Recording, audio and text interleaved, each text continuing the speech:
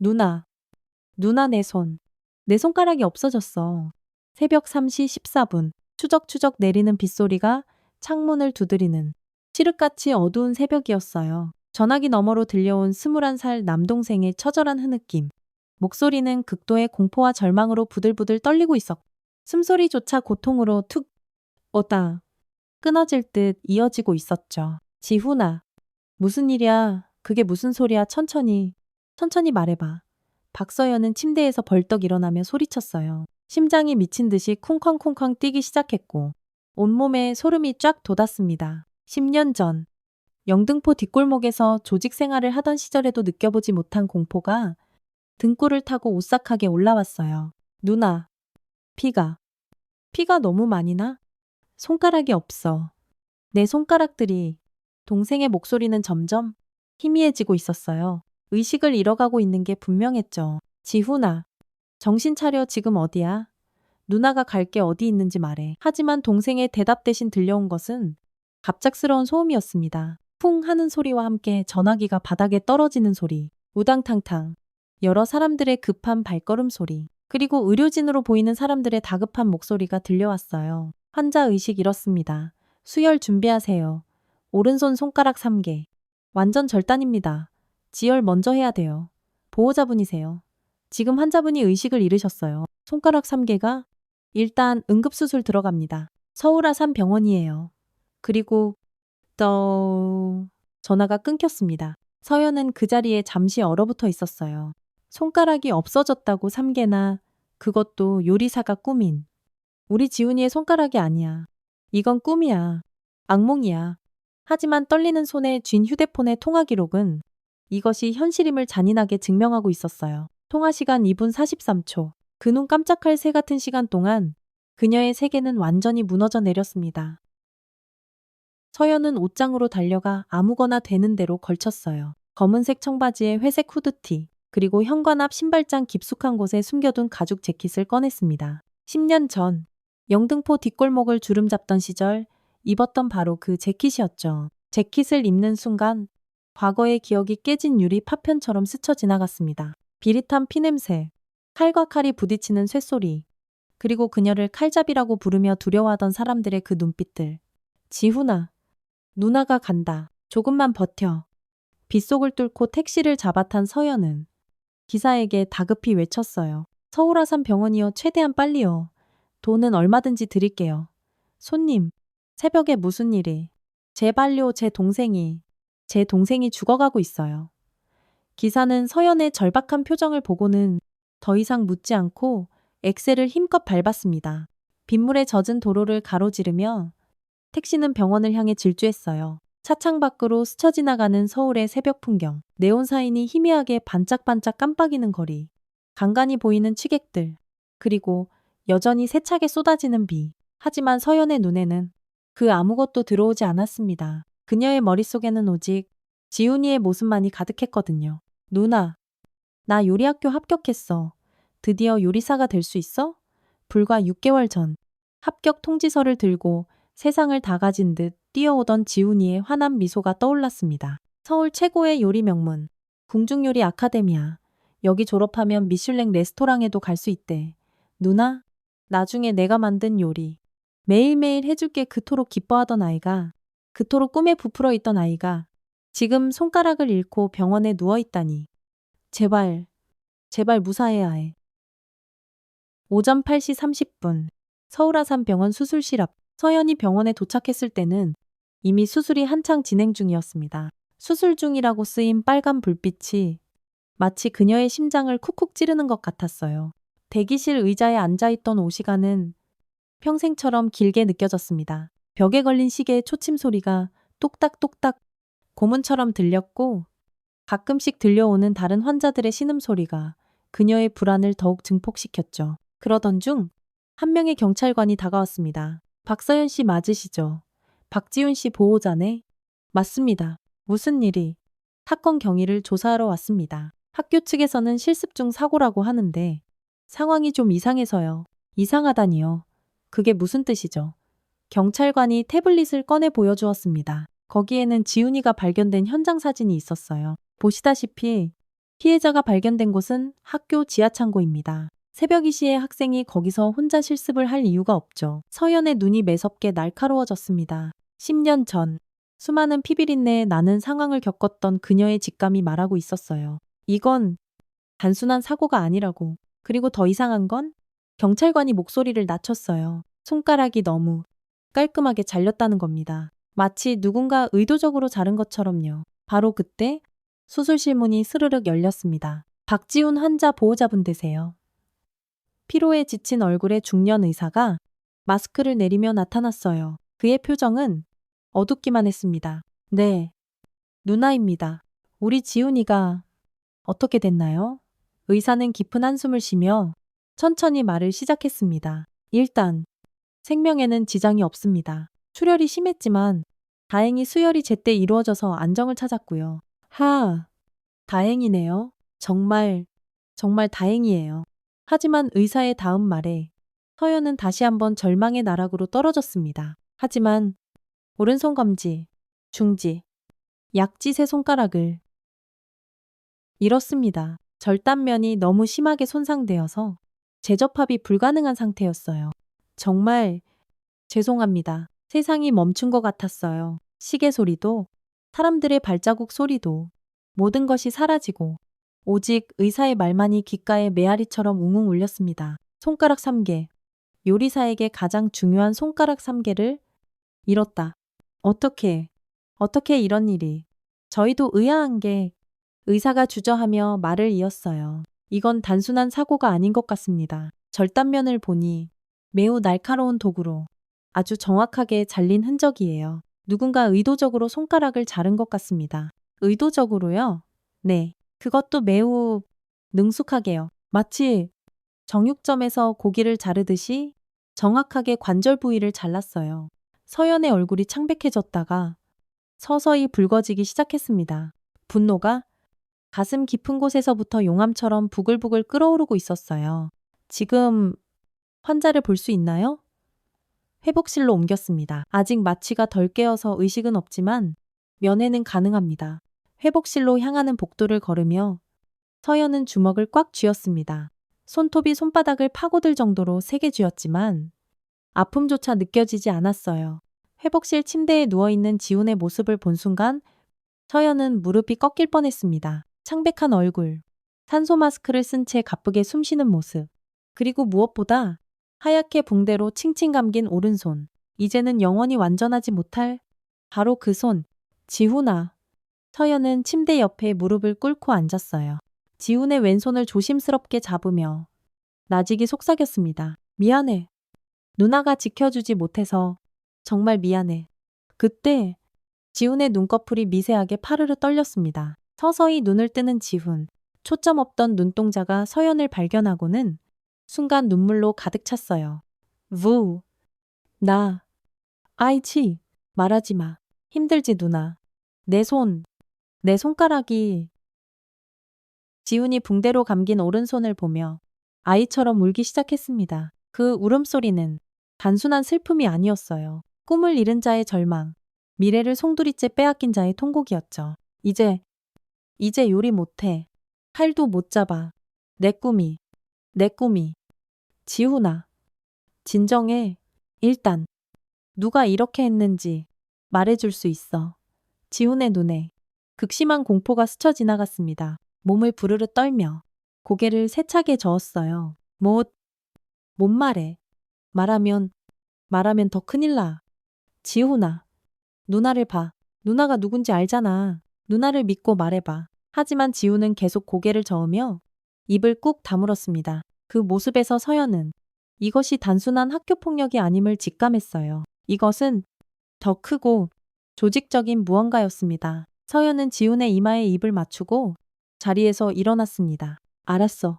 지금은 푹 쉬어. 누나가 알아서 할게. 병실을 나온 서연은 복도 끝 화장실로 향했습니다. 아무도 없는 화장실에서 그녀는 거울을 마주 봤어요. 거울 속의 자신은 더 이상 평범한 30대 여성이 아니었습니다. 10년 전 영등포 뒷골목을 피로 물들이며 칼잡이라 불렸던 그 시절의 서슬퍼런 눈빛이 되살아나고 있었어요. 서연은 휴대폰을 꺼내 오래된 번호 하나를 찾았습니다. 10년 동안 한 번도 연락하지 않았던, 하지만 절대 지우지 못했던 번호였죠? 뚜르르, 뚜르르.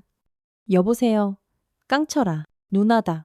전화 너머로 숨을 흡하고 삼키는 소리가 들렸어요. 왜? 누나 칼잡이 누나, 그만 좀 그렇게 불러. 부탁이 하나 있어. 누나가 연락하다니. 무슨 일이야? 우리 지훈이가 다쳤어. 누가 그랬는지. 알아봐줘. 지훈이가 그 착한 애가 알았어. 누나, 내가 바로 알아볼게. 전화를 끊은 서연은 다시 거울을 봤습니다. 그리고 아주 낮게 중얼거렸어요. 10년 만이네. 최은서. 아니, 박서연.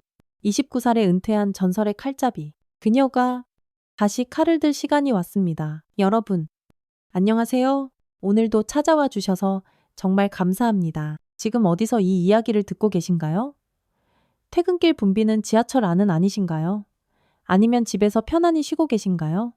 혹시 운전 중이시라면 꼭 안전운전 하시고요. 잠시 댓글로 지금 계신 곳을 알려주시고 좋아요와 구독 한 번씩 꾹 눌러주시면 정말 큰 힘이 됩니다. 여러분의 작은 관심이 더 좋은 이야기를 만드는 원동력이거든요. 오늘 이야기는 꿈을 향해 힘차게 달려가던 한 청년이 서울의 명문 요리학교에서 당한 끔찍한 학교 폭력, 그리고 과거 영등포에서 칼잡이로 불리며 전설이 되었던 누나가 오직 하나뿐인 동생을 위해 다시 칼을 드는 처절하면서도 감동적인 복수극입니다. 하지만 잠깐, 혹시 여러분은 이런 생각이 드시지 않나요? 에이, 요즘 시대에 무슨 조폭이야. 그런 거 다 옛날 얘기지? 천만에요. 이 이야기는 단순한 폭력과 복수가 아닙니다. 가족을 위해 모든 것을 포기했던 한 여성이 다시 한번 가족을 위해 일어서는, 그리고 우리 사회에 여전히 존재하는 특권층의 횡포에 맞서 정의를 실현하는 뜨거운 가족의 이야기입니다. 더욱 충격적인 것은 이 모든 일이 대한민국 최고의 요리학교라는 곳에서, 그것도 미래의 셰프들을 꿈꾸는 젊은이들 사이에서 벌어진다는 사실입니다. 과연 지훈이의 손가락을 잘라 꿈을 빼앗은 자들은 누구일까요? 그리고 10년 만에 다시 칼을 든 서연은 어떤 복수를 준비하고 있을까요? 지금부터 그 이야기가 시작됩니다. 병원을 나온 서연은 10년 만에 찾는 곳으로 향했습니다. 영등포구 물레동. 그녀가 한때 지배했던 거리였죠. 좁은 골목길과 오래된 건물들은 여전했지만 분위기는 많이 달라져 있었습니다. 시끄럽던 술집들은 감성적인 카페로 바뀌었고, 으슥했던 뒷골목은 깔끔하게 정비되어 있었어요. 세월이 참 많이 흘렀네. 서연은 한 건물 앞에 멈춰 섰습니다. 겉보기엔 평범한 3층 건물이었지만 지하에는 그녀가 과거에 운영했던 사무실이 있었어요. 이제는 다른 용도로 쓰이고 있겠지만 누나 뒤에서 들려온 목소리에 서연이 돌아봤습니다. 20대 후반의 건장한 청년이 숨을 헐떡이며 달려오고 있었어요. 깡철아, 오랜만이네. 진짜 누나 맞네. 못 알아볼 뻔했어요. 완전 달라지셨어요. 한때 그녀의 오른팔이었던 김철민, 통칭 깡철이었습니다. 지금은 합법적인 경호업체를 운영하고 있다고 들었어요. 커피나 한잔할까? 근처 카페에 자리를 잡은 두 사람. 깡철이는 서연을 신기한 듯 바라봤습니다. 누나? 정말 평범하게 사셨구나. 소문으로만 들었는데 동생 때문에 손 씻으셨다고. 그래. 지훈이한테는 평범한 누나가 되고 싶었어. 근데 그 지훈이가, 깡철이의 표정이 어두워졌습니다. 알아봤어. 궁중요리 아카데미 맞지? 응. 6개월 전에 입학했어. 그 학교. 누나? 보통 학교가 아니야. 깡철이가 태블릿을 꺼내 자료를 보여주기 시작했습니다. 겉으로는 국내 최고의 요리 학교지. 미슐랭 셰프들도 많이 배출하고. 근데 속은 완전 썩었어. 화면에는 학교의 내부 구조가 나타났습니다. 서연의 눈이 날카로워졌어요. 이게 뭐야? 카스트 제도야. 학생들을 4계급으로 나눠. A급은 재벌가나 고위층 자녀들, B급은 중산층, C급은 일반 서민, 그리고 D급. D급은 특기생이나 장학생들이야. 지훈이도 아마 D급일 거야. 서연의 주먹이 부들부들 떨렸습니다. 그래서 D급 학생들은 사실상 노예야. A급 학생들의 심부름, 청소, 설거지, 심지어 과제 대행까지 거부하면, 깡철이가 다른 사진들을 보여줬습니다. 서연은 경악했어요. 멍들고 상처 입고 피투성이가 된 학생들의 사진이었습니다. 이게 다 D급 학생들이야. 반항하다가 당한 거지. 근데 학교는 모른 척해. 왜냐하면 학교 이사진이 전부 A급 학생들 부모들이거든. 대기업 총수, 국회의원, 검찰 고위층. 한마디로 한국 사회 상위형 1%가 다 모여있는 그들만의 리그야. 서연은 이제 이해했습니다. 지훈이가 왜 가해자를 말하지 못했는지를. 지훈이 사건도 조사했어. 근데 누나, 이게 좀 이상해. 깡철이가 다른 파일을 열었습니다. 지훈이가 입학하고 처음엔 문제 없었어. 실력도 뛰어나고 워낙 성실해서 교수들한테 인정받았대. 근데 한 달 전부터 갑자기 타깃이 됐어. 한 달 전 무슨 일이 있었는데 학교 메인 셰프 선발대회가 있었어. 1년에 딱 한 번 하는 건데 우승하면 학교 대표로 해외 연수도 가고 미슐랭 레스토랑 취업도 보장돼. 설마. 맞아? 지훈이가 예선에서 1등 했어. D급 주제에 서연의 눈에 이글이글 분노가 타올랐습니다. 그것 때문에 그것도 있는데 더 큰 문제가 있어. 지훈이가 이긴 상대가 하필이면 깡철이가 사진 하나를 확대했습니다. 20대 초반에 오만함이 뚝뚝 묻어나는 인상의 청년이었어요. 이주원, 한성그룹 회장 아들이야. 학교 A급의 리더고 사실상 학교의 숨은 권력자지. 한성그룹이라면 맞아? 국내 3위 대기업. 근데 이 이주원이란 놈이 얼마나 잔인하고 악랄한 놈인지 알아. 작년에도 한 학생을 반신불수로 만들었는데 백으로 무혐의로 풀려났어. 깡철이가 다른 자료를 보여줬습니다. 이주원의 과거 범죄 기록들이었죠. 하지만 모두 혐의 없음이나 기소유예로 끝나 있었습니다. 이 개새끼가 지훈이 손가락을 확실해. 목격자도 있어. 목격자 깡철이가 조심스럽게 말했습니다. D급 학생인데 너무 무서워서 경찰한테도 말 못하고 있어. 내 쪽 사람 통해서 겨우 만났는데 뭐라고 했어? 새벽 2시쯤 이주원이 패거리 넷과 함께 지훈이를 지하창고로 끌고 갔대. 거기서 비명소리가 1시간 동안 들렸고 깡철이가 말을 멈췄습니다. 서연이 재촉했어요. 계속해. 이주원이 직접 식칼로 지훈이 손가락을 하나씩 잘랐대. 그러면서 했던 말이 뭐라고 했는데 D급 주제에 나한테 이기면 이렇게 된다. 내 손가락이 없으면 요리는 꿈도 꾸지 마라. 황서연의 주먹이 테이블을 내리쳤습니다. 커피잔이 넘어지고 주변 사람들이 모두 놀라 쳐다봤어요. 미안. 서연이 숨을 고르며 말했습니다. 그 목격자. 만날 수 있어. 위험해. 누나, 이주원 패거리가 계속 감시하고 있어. 상관없어. 주소 줘. 깡철이는 망설이다가 메모를 건넸습니다. 누나, 예전 같지 않아. 걔들은 진짜 권력이야. 경찰도, 검찰도 다 걔들 편이라고. 서연이 차가운 미소를 지었습니다. 걱정 마. 나도 예전 같지 않거든. 카페를 나온 서연은 곧장 목격자가 있다는 곳으로 향했습니다. 봉천동의 작은 원룸촌이었죠. 초인종을 누르자 한참 후에야 문이 살짝 열렸습니다. 메이. 누구세요? 문틈 사이로 겁에 질린 여학생의 얼굴이 보였어요. 얼굴에는 아직 붓기가 남아 있었습니다. 박지훈의 누나예요. 철민 씨한테 연락받았을 거예요. 아, 들어오세요. 빨리요. 좁은 원룸 안으로 들어간 서연은 여학생의 상태를 확인했습니다. 온몸에 시퍼런 멍이 들어있었고 특히 손목에는 끔찍한 화상 자국까지 있었어요. 이름이 김유나예요.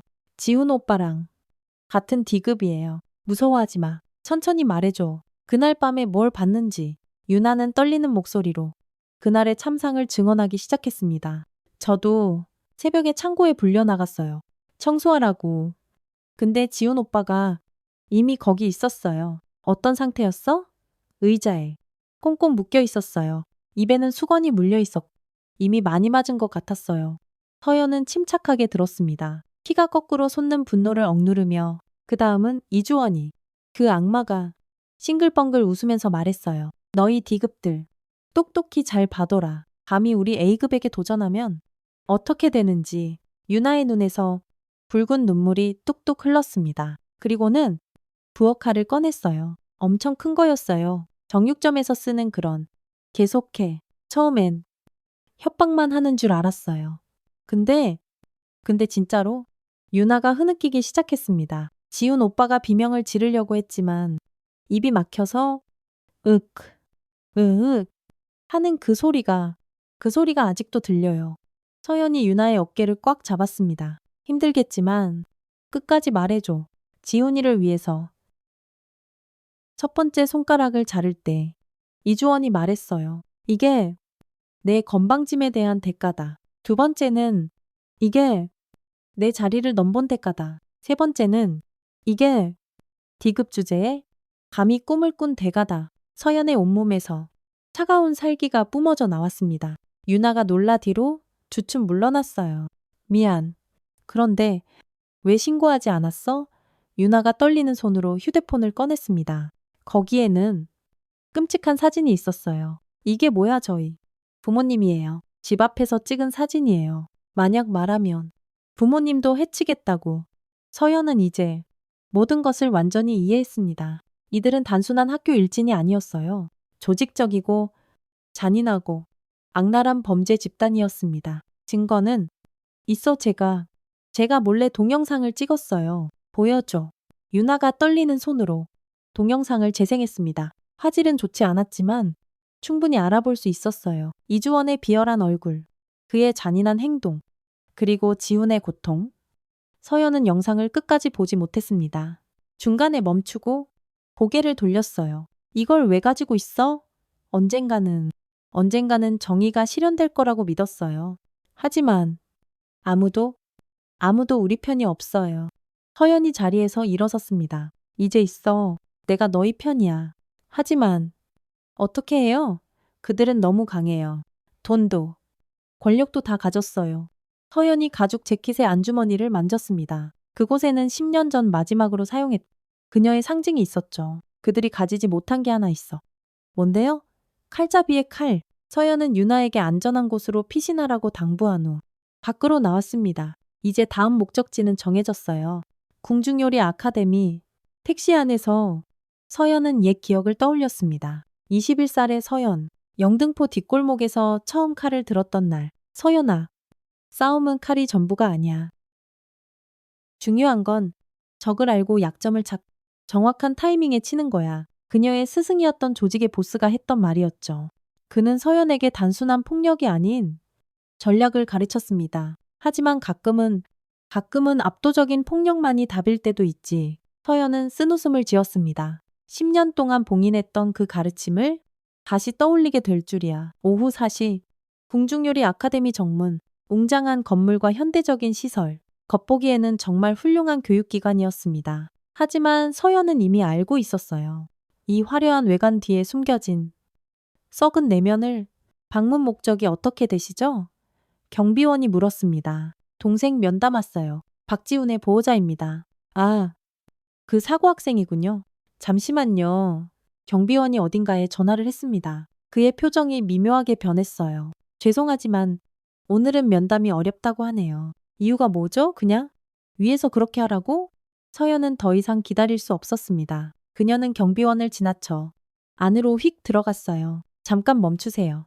하지만 서연은 이미 건물 안으로 들어선 후였습니다. 넓은 로비, 반짝이는 대리석 바닥, 천장에 매달린 거대한 샹들리에. 모든 것이 부와 권력을 상징하고 있었죠. 저기요. 당신 누구야? 젊은 남자 선도부원들이 서연을 가로막았습니다. 그들의 유니폼에는 학생회라는 마크가 박혀 있었어요. 박지훈의 누나입니다. 책임자를 만나러 왔어요. 박지훈아, 그 D급. 그들이 비웃었습니다. 손가락 잘리네 말이지 쯔쯔. 불쌍하긴 한데 자업자득이지. 뭐. 서연의 눈이 얼음장처럼 차가워졌습니다. 자업자득이라고 그럼요. 주제 파악을 못하니까 그런 일을 당하는 거지. 여기가 어떤 곳인지도 모르고 설치니까. 또 다른 학생이 거들었습니다. 아주머니도 빨리 돌아가는 게 좋을 거야. 여기는 당신 같은 사람이 올 곳이 아니거든. 당신 같은 사람 가난한 사람들이요. 여긴 선택받은 사람들만 오는 곳이라고요. 서연은 웃었습니다. 차갑고 위험한 웃음이었죠. 그래, 그럼 나도 선택받은 사람인가 보네. 뭐, 나는 칼잡이로 선택받았거든. 순간 학생들의 표정이 딱딱하게 굳어졌습니다. 영등포 칼잡이. 그 이름은 아직도 서울 뒷골목에서는 전설로 남아 있었으니까요. 거짓말. 서연이 재킷 안에서 무언가를 꺼냈습니다. 은빛으로 번쩍 빛나는 접이식 칼이었어요. 그녀의 트레이드마크였던 바로 그 칼. 이제 미더 학생들이 뒷걸음질 쳤습니다. 공포에 질린 표정이었어요. 자, 이제 이주원이 어디 있는지 알려줄래? 이주원이요. 내 동생 손가락 자른 그 쓰레기 말이야. 학생 중 한 명이 떨리는 손으로 위층을 가리켰습니다. 7층. 특별 실습실에 있어요. 하지만 거기엔 그의 친구들도 다 있어요. 최소 10명은. 서연은 고개를 끄덕였습니다. 고마워. 그럼 너희는 여기서 조용히 있어. 만약 누구라도 따라오거나 연락하면 할 날이 번뜩였습니다.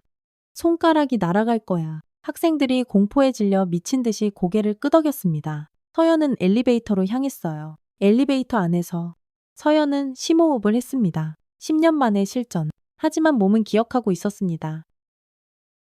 근육의 긴장, 심장의 박동, 그리고 곧 시작될 폭력의 리듬을 7층에 도착하자 복도는 조용했습니다. 서연은 특별 실습실이라고 적힌 문 앞에 섰어요. 안에서 시끄러운 웃음소리와 음악 소리가 새어나왔습니다. 문을 벌컥 열고 들어가자 넓은 실습실이 나타났습니다. 최신식 조리기구들과 고급 재료들, 그리고 그 중앙에서 파티를 즐기고 있는 한 무리의 학생들이 있었죠. 그들 중심에 이주원이 서 있었습니다. 사진으로 본 것보다 더 오만하고 거만한 인상이었어요. 그는 와인을 마시며 친구들과 낄낄거리며 농담을 나누고 있었습니다. 그래서 그 D급 새끼.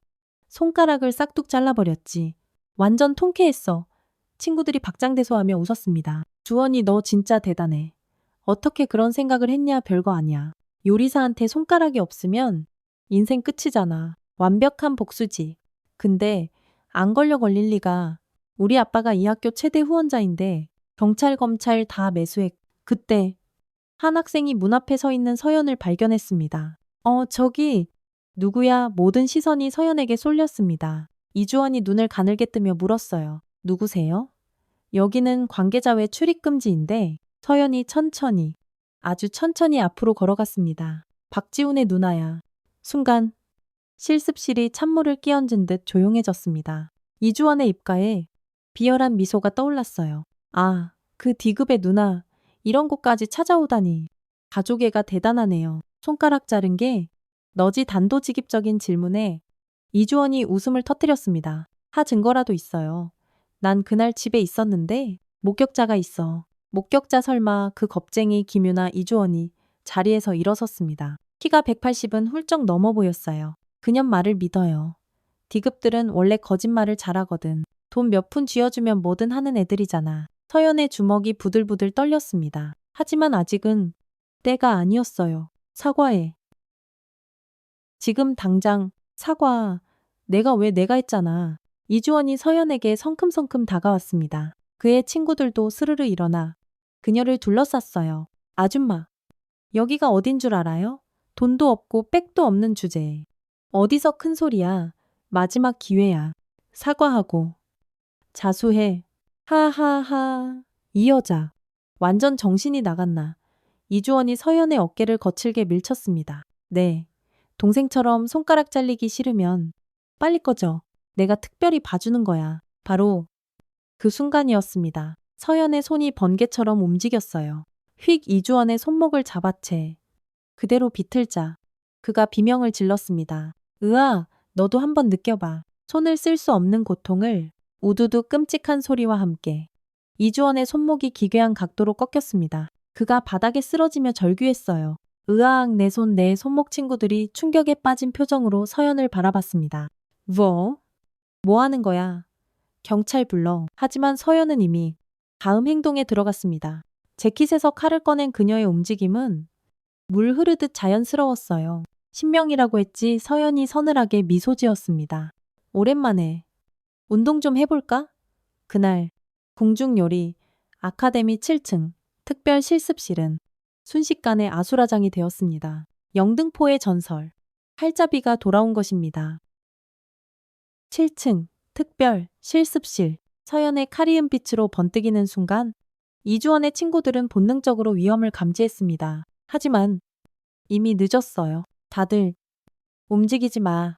서연의 목소리는 차분했지만 그 속에는 10년간 묵혀두었던 서슬 퍼런 살기가 담겨 있었죠. 바닥에 쓰러진 이주원은 부러진 손목을 부여잡고 끙끙 신음하고 있었습니다. 너? 너? 진짜 칼잡이야? 한 학생이 떨리는 목소리로 물었습니다. 그래. 영등포 칼잡이. 들어는 봤을 거야. 학생들의 얼굴이 하얗게 질렸습니다. 그들도 그 이름은 익히 들어 알고 있었거든요. 서울 뒷골목의 전설. 한때 조직들조차 두려워했던 여자. 자, 잠깐 진정하고 얘기해요. 우리가 잘못했어요. 이제 와서 서연이 한 걸음 다가가자. 학생들이 주춤주춤 뒤로 물러났습니다. 내 동생 손가락 자를 때는 재밌었겠지? 디귿 주제에 감히 너희에게 도전했다고 한 학생이 조용히 휴대폰을 꺼내려 했습니다. NIT. 서연의 칼이 순식간에 날아갔어요. 쨍그랑 휴대폰이 두 동강 나며 바닥에 떨어졌습니다. 경고했잖아. 움직이지 말라고. 미친. 서연이 이주원에게 다가갔습니다. 그는 고통스러워하면서도 여전히 오만한 표정을 잃지 않고 있었어요. 아직도 반성 안 해. 반성 내가 뭘 잘못했는데 그저 주제 모르는 놈을 혼내줬을 뿐이야. 서연은 깊은 한숨을 쉬었습니다. 그리고 주방으로 걸어가 무언가를 찾기 시작했어요. 뭐 하는 거야? 학생들이 불안해하며 물었습니다. 서연은 대답 대신 커다란 식칼 하나를 들어 보였어요. 정육용 칼이었습니다. 이거네. 이걸로 우리 지훈이 손가락을 잘랐지. 이주원의 얼굴에 처음으로 진짜 두려움이 스쳤습니다. 설마. 눈에는 눈. 손가락에는 손가락이지. 서연이 이주원에게 다가가자 그가 엉금엉금 뒤로 기어갔습니다. 안 돼, 미쳤어. 진짜로 할 거야. 너는 진짜로 했잖아. 자, 잠깐만 내가 돈 줄게. 얼마든지. 서연이 멈췄습니다. 돈 그래. 10억 우리 아빠한테 말하면 바로 줄 수 있어. 그 돈으로 우리 지훈이 손가락이 돌아와. 그건. 서연이 이주원의 머리채를 잡아 일으켰습니다. 그리고 조리대 위에 그의 오른손을 쾅 하고 올렸어요. 살려줘. 제발 잘못했어. 내 손가락만은 우리 지훈이랑 똑같이 3개. 그때였습니다. 실습실 문이 벌컥 열리며 누군가가 들어왔어요. 그만 서연이 돌아보니 50대 후반의 중년 남성이 서 있었습니다. 고급 정장에 위험 있는 표정. 한눈에 봐도 평범한 사람은 아니었죠. 당신은 이 학교 이사장 이성진이다. 그리고 저 아이의 아버지지. 한성그룹 회장 이성진. 한국재계의 거물이 직접 나타난 것입니다. 아버지 이주원이 안도의 표정을 지었습니다. 제때 오셨군요. 서연이 칼을 내려놓지 않고 차갑게 말했습니다. 아드님이 한 짓 아시나요? 안다. 방금 보고받았다. 이성진 회장이 서연에게 다가왔습니다. 그의 뒤에는 검은 정장의 경호원들이 도열해 있었어요. 박서연 씨. 영등포 칼잡이. 당신에 대해서도 다 조사했다. 그래서요. 당신 동생 일은 유감이다. 하지만 이런 식으로 해결할 일은 아니지 않나. 서연이 피식 비웃었습니다. 그럼 어떻게 해결하죠? 경찰 당신들이 돈으로 다 매수했잖아요. 오해가 있는 것 같은데? 오해 당신 아들이 직접 자랑했어요. 검찰도 다 매수했다고? 이성진의 표정이 미묘하게 변했습니다. 그건 아이가 허세를 부린 거다. 정말 그럴까요? 서연이 휴대폰을 꺼냈습니다. 화면에는 녹음 파일이 떠 있었어요. 이게 뭐냐고요? 당신 아들과 친구들이 내 동생을 고문하는 동영상이에요. 목격자가 찍은 거죠. 이성진의 얼굴이 딱딱하게 굳어졌습니다. 그런 게 있을 리. 서연이 동영상을 재생했습니다. 선명하지는 않았지만 이주원의 얼굴과 그의 잔인한 행동이 그대로 담겨 있었어요. 이걸 언론에 공개하면 어떻게 될까요? 한성그룹 후계자가 학교에서 후배를 고문하고 손가락까지 잘랐다는 기사가 일면에 뜨겠죠. 이성진의 눈이 차갑게 빛났습니다. 협박인가? 협박이 아니라 정의예요. 정의. 당신이 하는 지시정의인가 폭력으로 폭력을 갚는 게. 서연이 웃었습니다. 적어도 당신들보다는 정의롭죠. 권력으로 모든 걸 덮으려는 당신들보다는. 그때 이성진이 의외의 말을 했습니다. 알겠다. 내 아들이 잘못했다는 건 인정한다. 아버지 이주원이 놀라서 외쳤습니다. 닥쳐. 네가 한 짓이 얼마나 어리석은 일인지 아직도 모르겠나? 이성진이 서연을 바라봤습니다. 보상하겠다. 당신 동생의 치료비는 물론 평생 생활할 수 있을 정도의 보상금을 주겠다. 돈으로 해결하려고요. 그럼 뭘 원하나 내 아들 손가락을 정말 자르면 만족하겠나? 서연은 잠시 고민했습니다. 복수는 하고 싶었지만 그것이 지훈이에게 정말 도움이 될까? 조건이 있어요. 말해보시오. 첫째, 이주원은 자수해야 해요. 그리고 정당한 처벌을 받아야죠. 이성진의 표정이 어두워졌습니다. 그건 둘째, 이 학교의 카스트 제도를 완전히 없애요. 더 이상 D급이니 A급이니 하는 차별은 없어야 해요. 그건 내 권한 밖. 당신이 최대 후원자잖아요. 못할 게 뭐예요? 이성진이 깊은 한숨을 쉬었습니다.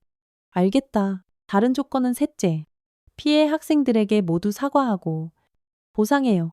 지훈이뿐만 아니라 지금까지 피해본 모든 학생들에게 그 정도는 할 수 있다. 서연이 칼을 내려놓았습니다. 이주원이 안도의 한숨을 쉬었어요. 하지만 그때 예상치 못한 일이 벌어졌습니다. 누나 실습실 입구에 휠체어를 탄 지훈이가 나타난 거예요. 옆에는 병원 간호사가 함께 있었죠.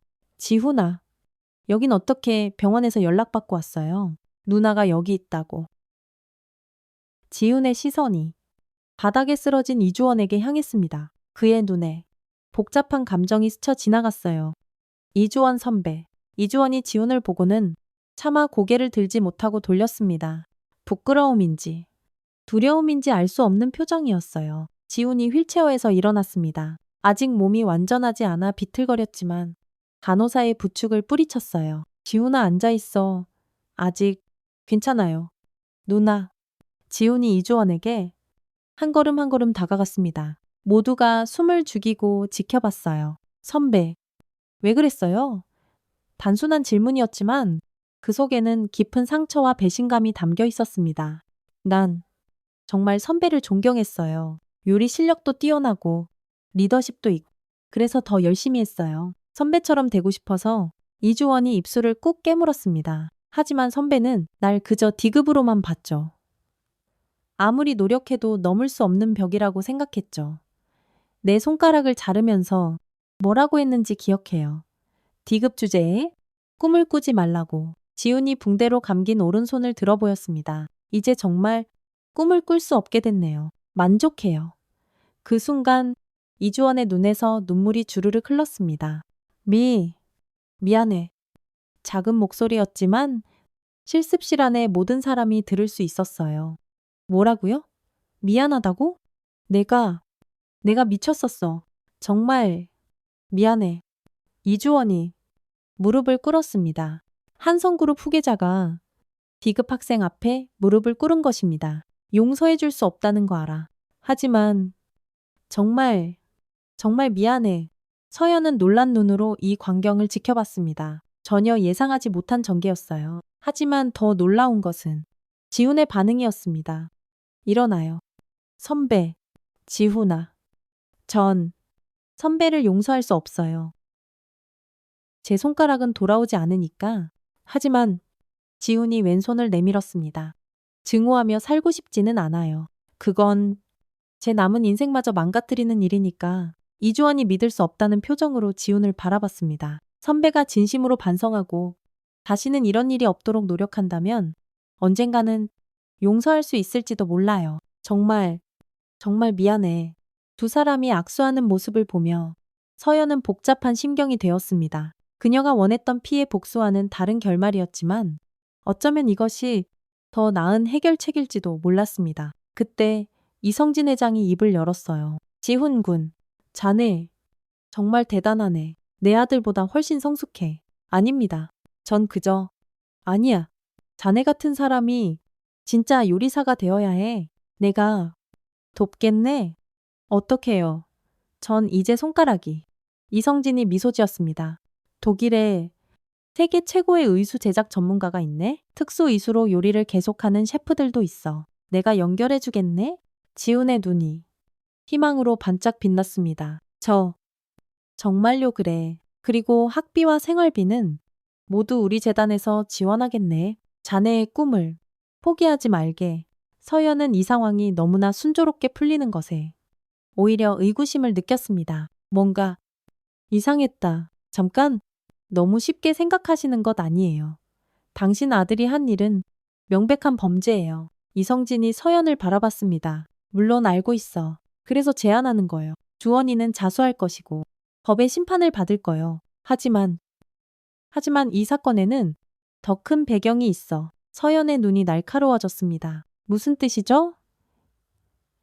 이성진이 주변을 둘러보고는 목소리를 낮췄습니다. 여기서 할 얘기는 아니오. 따로 만나서 얘기합시다. 박서연 씨도 알아야 할 것들이 있으니까. 그때 지훈이 갑자기 비틀거렸습니다. 지훈아, 서연이 달려가 지훈을 붙잡았어요. 그의 얼굴이 새하얗게 창백해져 있었습니다. 괜찮아. 그냥 좀 어지러워서. 간호사가 다가와 지훈의 상태를 확인했습니다. 병원으로 돌아가야겠어요. 무리하셨어요. 서연은 지훈을 휠체어에 앉히고 병원으로 데려갔습니다. 이성진은 나중에 연락하겠다고 했어요. 병원으로 가는 길. 지훈이 조용히 말했습니다. 누나, 화났어. 뭐가 내가 이주원 선배를 용서한다고 한 거. 서연은 한숨을 쉬었습니다. 아니, 내 선택이니까. 하지만 왜 그런 결정을 했어? 지훈이 창밖을 바라봤습니다. 누나, 사실 나한테는 비밀이 하나 있어. 비밀 학교에서 내가 발견한 게 있거든? 서연의 심장이 빠르게 쿵 납을 뛰기 시작했습니다. 레나? 발견했는데 지훈이 주변을 살피고는 아주 작은 목소리로 말했어요. 디귿 학생들이 사라지고 있어. 뭐, 지난 1년간 13명이 사라졌어. 모두 집도 가난하고 연고도 없는 애들이야. 학교는 자퇴했다고 하는데 그런데 내가 우연히 지하실에서 이상한 걸 봤어. 의료 장비들하고. 그리고 지훈이 몸을 부르르 떨었습니다. 그리고 뭐 엄청나게 많은 피가. 서연은 온몸에 소름이 돋았습니다. 이것은 단순한 학교 폭력이 아니었다. 뭔가 더 크고 어둡고 끔찍한 비밀이 숨어 있었다. 그래서 네가 조사하다가 들킨 거야. 지훈이 고개를 끄덕였습니다. 내가 너무 많이 캐물었나 봐. 이주원 선배한테 경고를 받았어. 더 이상 캐묻지 말라고. 그런데 내가 계속하니까.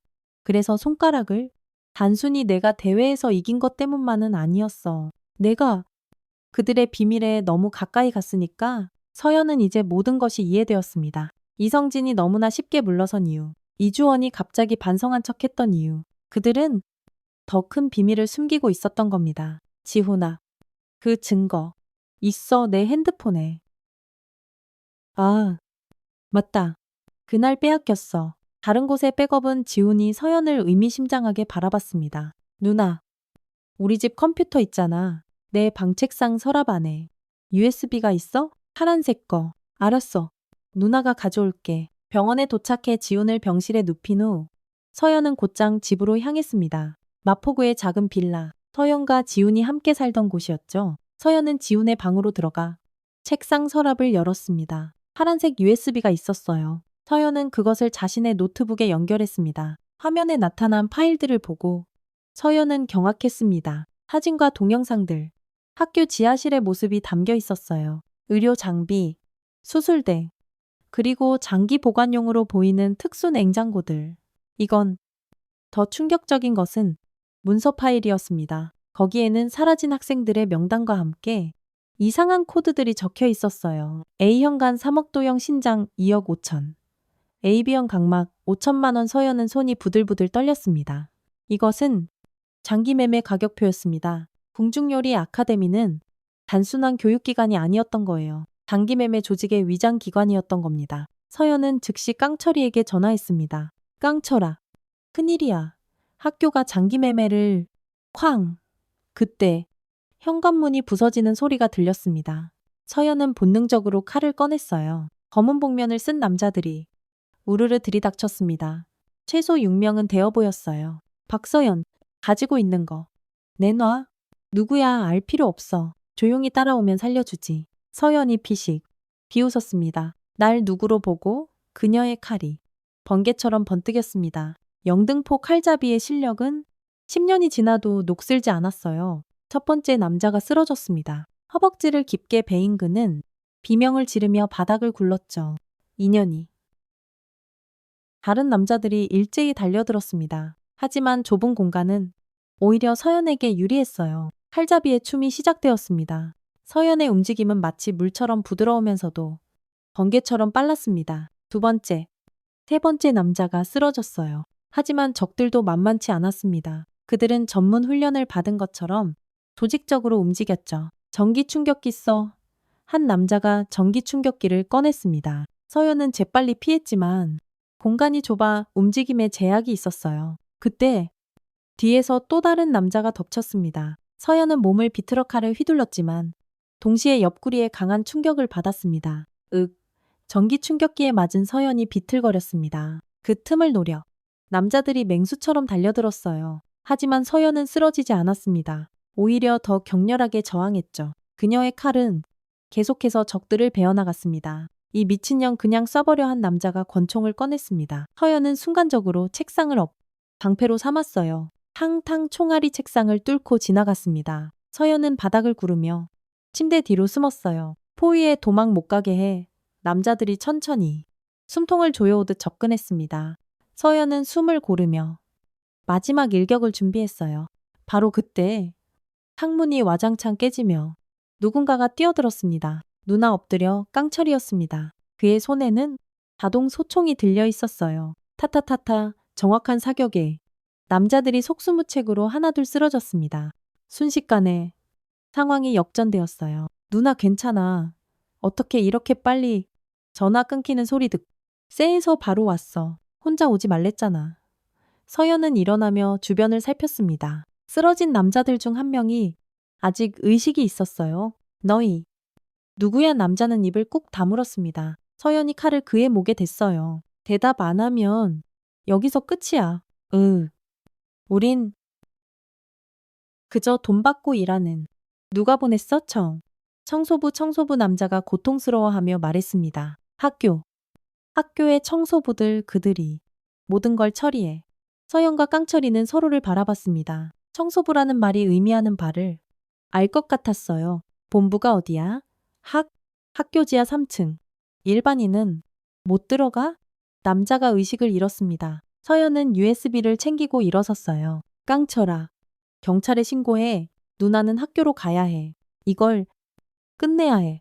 위험에 같이 가자. 서연이 고개를 저었습니다. 아니, 누군가는 이 증거를 지켜야 해. 만약 내게 무슨 일이 생기면 언론에 공개해. 누나. 그리고 지훈이를 지켜줘. 병원에도 놈들이 갈지 몰라. 깡철이는 망설이다가 고개를 끄덕였습니다. 알았어. 하지만 정말 조심해. 서연은 다시 한번 칼을 확인하고 밖으로 나섰습니다. 이제 진짜 싸움이 시작될 시간이었습니다. 한편 궁중요리 아카데미 지하 3층 어둡고 차가운 공간에는 의료진처럼 보이는 사람들이 분주히 움직이고 있었습니다. 그 중심에는 하얀 가운을 입은 남자가 있었어요. 박사님, 박서연이 증거를 확보했답니다. 그래. 예상보다 빠르군. 박사라 불린 남자가 돌아섰습니다. 놀랍게도 그는 학교의 교장이었어요. 청소부들은 실패했습니다. 박서연이 예상보다 강했답니다. 역시 영등포 칼잡이. 전설은 전설인가. 교장이 싸늘하게 미소 지었습니다. 좋아. 그럼 플랜 B를 실행하자. 하지만 그러면 학교가 어차피 들통난 거 깔끔하게 정리하고 해외로 뜨면 돼. 준비는 다 되어 있으니까. 그때 또 다른 부하가 뛰어왔습니다. 박사님, 이성진 회장이 우리를 배신했습니다. 모 아들 일로 흔들린 것 같습니다. 검찰에 자진 신고하겠답니다. 교장의 얼굴이 얼음장처럼 차가워졌습니다. 그 늙은이가 감이 좋아. 그것도 같이 처리하자. 그는 전화기를 들었습니다. 나야. 코드 블랙 발령이다. 모든 증거를 소각하고 철수 준비해. 궁중요리 아카데미에 짙은 어둠의 그림자가 드리우고 있었습니다. 그리고 그 어둠 속으로 한 명의 여전사가 칼을 들고 걸어가고 있었죠. 영등포의 전설, 칼잡이 박서연. 그녀의 마지막 전투가 곧 시작될 것이었습니다. 자정이 가까워진 시각, 서연은 학교 담장 밖에서 상황을 살피고 있었습니다. 평소와 달리 학교 전체가 술렁이고 있었어요. 검은 차량들이 연이어 드나들고 짐을 나르는 사람들이 분주히 철수 준비를 하고 서연은 조용히 담장을 넘었습니다. 10년 전 조직에서 받았던 특수 침투 훈련이 도움이 되었어요. 그녀는 그림자처럼 움직이며 건물 뒤편으로 돌아갔습니다. 지하로 통하는 비상구를 발견한 서연은 조심스럽게 계단을 내려갔어요. 지하 1층, 2층을 지나 3층에 도달했을 때 육중한 철문이 가로막고 있었습니다. 일반인은 못 들어간다고 했지? 서연은 주머니에서 작은 도구를 꺼냈습니다. 과거 조직 생활을 하며 배운 자물쇠 따기 기술이었죠. 딸깍. 30초도 채 되지 않아 철문이 열렸습니다. 안으로 들어서자 역한 소독약 냄새가 코를 찔렀어요. 긴 복도 양옆으로 여러 개의 방이 있었습니다. 서연은 조심스럽게 첫 번째 방문을 열었어요. 헉 눈앞에 펼쳐진 광경에 서연은 숨을 멈췄습니다. 수술대 위에 젊은 남자가 누워 있었어요. 아니, 정확히는 시체였습니다. 복부가 열려 있었고 장기가 적출된 흔적이 선명했죠. 미친. 진짜로 장기 매매를 다른 방들도 확인했습니다. 모두 비슷한 상태였어요. 그리고 벽에 걸린 차트를 보니 모두 최근에 사라졌다는 D급 학생들이었습니다. 분노가 머리끝까지 치밀어 올랐습니다. 이 악마들은 가난한 학생들을 그저 장기 공급원으로 이용하고 있었던 겁니다. 그때 발자국 소리가 들렸어요. 서연은 재빨리 캐비닛 뒤로 몸을 숨겼습니다. 서둘러 새벽 3시까지 모든 걸 옮겨야 해. 시체들은 어떻게 하죠? 소각로에 넣어 흔적을 남기면 안 돼. 2명의 남자가 시체를 운반하기 시작했습니다. 서연은 그들이 지나가기를 기다렸다가 소리 없이 그 뒤를 따라갔어요. 복도 끝에는 더 큰 공간이 있었습니다. 그곳에서는 수십 명의 사람들이 서류를 태우고 장비를 옮기고 있었죠? 그리고 그 중앙에 교장이 서 있었습니다. 10년이야 10년 동안 완벽하게 운영했는데 고작 계집 하나 때문에 망한다니 옆에 있던 부하가 말했습니다. 그래도 충분히 벌었지 않습니까? 이제 동남아로 가서 다시 시작하면 됩니다. 그래.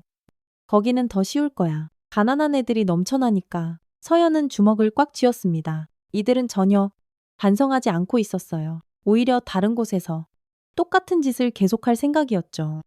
여기서 끝내야 해. 서연은 휴대폰을 꺼내 녹화를 시작했습니다. 확실한 증거를 확보해야 했어요. 그때 교장이 충격적인 말을 했습니다. 그나저나 이성진은 처리했나네. 조용히 처리했습니다. 자살로 위장했고요. 좋아. 배신자의 최후지. 서연은 놀랐습니다. 이성진 회장이 죽었다고 그가 자수하려 했기 때문에 아들은 어떻겠지. 아들도 같이 처리했습니다. 교통사고로 위장했고요. 잘했어. 입막음은 확실해야지. 서연은 분노로 온몸이 부들부들 떨렸습니다. 이주원이 아무리 나쁜 놈이었어도 죽을 죄는 아니었어요. 더구나 반성하고 있었는데 그때 누군가가 서연을 발견했습니다. 거기 누구야? 모든 시선이 서연에게 쏠렸습니다. 교장의 얼굴에 놀라움이 스쳤어요. 박서연. 맞아. 영등포 칼잡이다. 서연이 칼을 꺼내들었습니다. 모두 꼼짝마. 이미 경찰에 신고했어. 곧 포위될 거야. 교장이 비웃었습니다. 허세 부리지 마. 여기 경찰은 못 와. 우리가 다 막아놨거든? 정말 그럴까? 서연이 차갑게 미소 지었습니다. 이성진 회장이 죽기 전에 검찰에 모든 자료를 넘겼어. 당신들 고객 명단, 돈의 흐름, 모든 것을. 교장의 표정이 굳어졌습니다. 거짓말. 아니야. 그리고 내가 가진 이 증거와 합치면 완벽한 퍼즐이 완성되지. 그때 밖에서 사이렌 소리가 희미하게 들리기 시작했습니다. 점점 가까워지는 수십 대의 경찰차 사이렌 소리였어요. 불가능해. 우리 라인은 완벽. 그 라인도 다 털렸어. 너희가 매수한 경찰, 검사, 판사 명단까지 전부 다. 실제로 서연은 이곳에 오기 전에 깡처리를 통해 언론사와 시민단체의 모든 자료를 공개했습니다. 이미 뉴스 속보로 나가고 있을 거예요. 교장이 부하들에게 소리쳤습니다. 비상탈출로로 빨리 사람들이 우르르 도망치기 시작했습니다. 하지만 서연은 교장을 놓칠 수 없었어요. 어딜까? 서연이 칼을 던졌습니다. 휘칼은 교장의 어깨에 정확히 꽂혔어요. 의학 교장이 쓰러졌습니다. 서연이 다가가 그의 멱살을 잡았어요. 내 동생 같은 아이들을 몇 명이나 죽인 거야. 그건 비즈니스였어. 비즈니스. 사람 목숨이 비즈니스야. 서연이 주먹을 날렸습니다. 헉. 교장의 코가 부러지며 피가 터져 나왔어요. 말해. 몇 명이야? 50, 50명쯤. 서연은 충격에 몸이 굳었습니다. 50명. 꿈을 가진 젊은이들이 50명이나 희생되었다. 그때 특수부대가 진입했습니다. 꼼짝마 모두 손들어 서연은 천천히 일어나 손을 들었습니다. 하지만 입가에는 희미한 미소가 걸려 있었어요. 끝났다. 모든 것이 끝났다.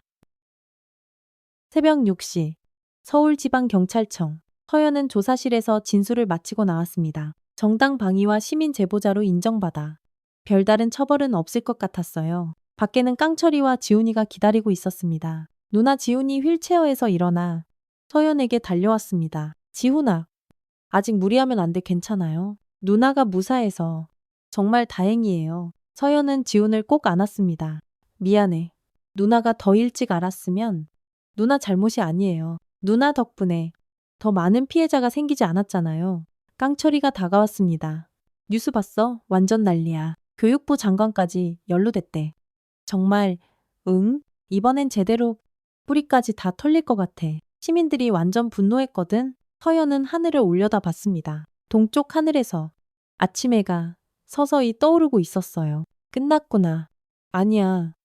누나, 지훈이 말했어요. 이제 시작이에요. 새로운 시작. 서연이 지훈을 바라봤습니다. 독일, 가서 치료받을 거야. 네, 그리고 다시 요리 공부할 거예요. 손가락이 없어도 할 수 있다는 걸 보여주고 싶어요. 우리 지훈이 정말 강해졌네? 누나를 닮았나 봐요. 셋은 함께 웃었습니다. 6개월 후, 독일 미넨 최첨단 의술을 낀 지훈이 요리를 하고 있었습니다. 아직은 서툴지만 확실히 진전이 있었어요. 지훈, 잘하고 있어. 서연이 격려했습니다. 그녀는 지훈의 치료를 위해 함께 독일에 와 있었죠. 누나, 이것 봐요. 지훈이 칼을 당근을 써는 모습을 보여줬습니다. 비록 예전만큼 빠르지는 않지만 확실히 요리가 가능했어요. 대단해. 그때 누군가가 주방으로 들어왔습니다. 안녕하세요. 전 미슐랭 투스타 레스토랑 자이트의 셰프 마이클입니다. 아, 안녕하세요. 마이클 셰프가 지훈의 요리하는 모습을 흥미롭게 지켜봤습니다. 훌륭하네요.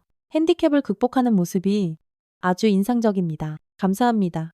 혹시 우리 레스토랑에서 연수받을 생각 없나요? 당신 같은 셰프가 우리에겐 필요합니다. 지훈의 눈이 반짝반짝 빛났습니다. 정말요네. 실력도 중요하지만 극복하려는 정신력이 더 중요하거든요. 당신은 그걸 가지고 있어요. 서연과 지훈은 서로를 바라보며 환하게 미소 지었습니다. 꿈은 계속되고 있었습니다. 그리고 한국에서는 궁중요리 아카데미 사건을 계기로 대대적인 교육 개혁이 시작되었습니다. 카스트 제도는 완전히 폐지되었고 모든 학생이 평등하게 교육받을 수 있는 시스템이 만들어졌죠. 희생된 50명의 학생들을 기리는 추모비도 세워졌습니다. 거기에는 이런 문구가 새겨져 있었어요. 꿈을 빼앗긴 젊은 영혼들에게 다시는 이런 비극이 반복되지 않기를. 1년 후 서연은 한국으로 돌아왔습니다. 그녀는 학교폭력 피해자들을 돕는 단체를 설립했어요. 칼잡이의 칼이라는 이름의 이 단체는 수많은 피해 학생들의 희망이 되었습니다. 서연의 사무실에는 지훈이 보낸 사진이 걸려 있었어요. 미슐랭 레스토랑에서 환하게 웃으며 요리하는 지훈의 모습이었죠. 사진 아래에는 메모가 있었습니다. 누나, 나 해냈어. 이제 정말 셰프가 됐어? 누나가 지켜줘서 가능했어. 사랑해.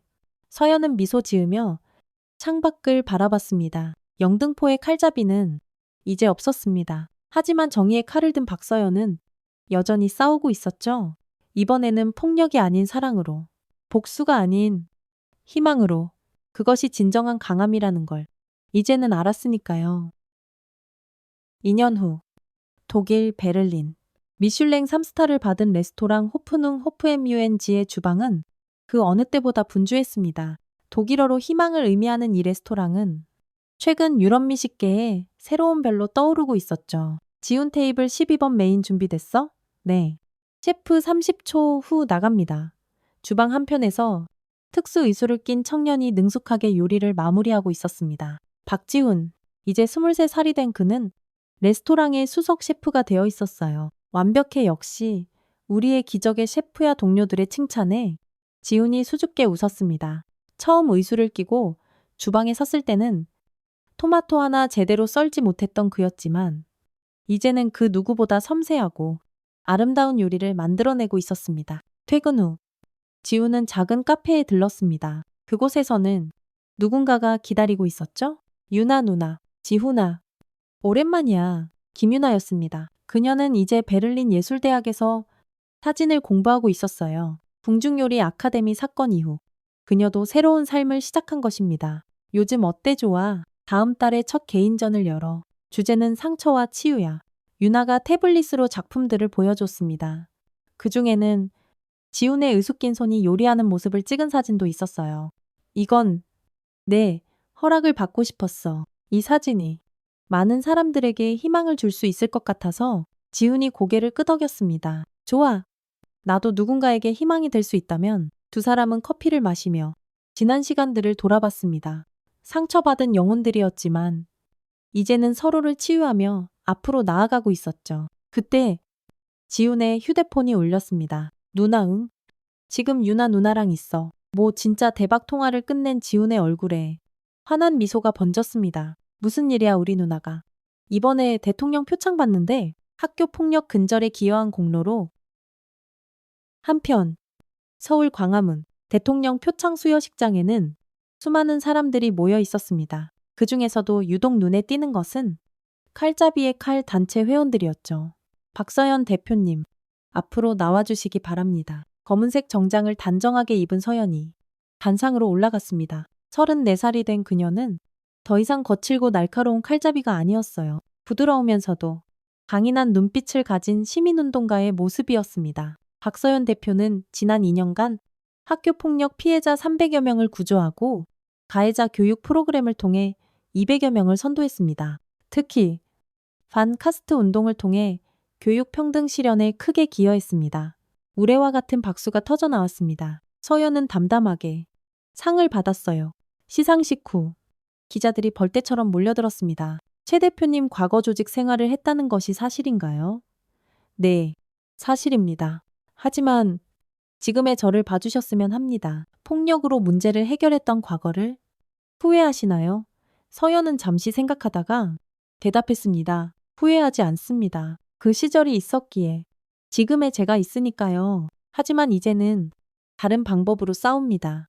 폭력이 아닌 사랑으로, 복수가 아닌 용서로. 동생분은 어떻게 지내시나요?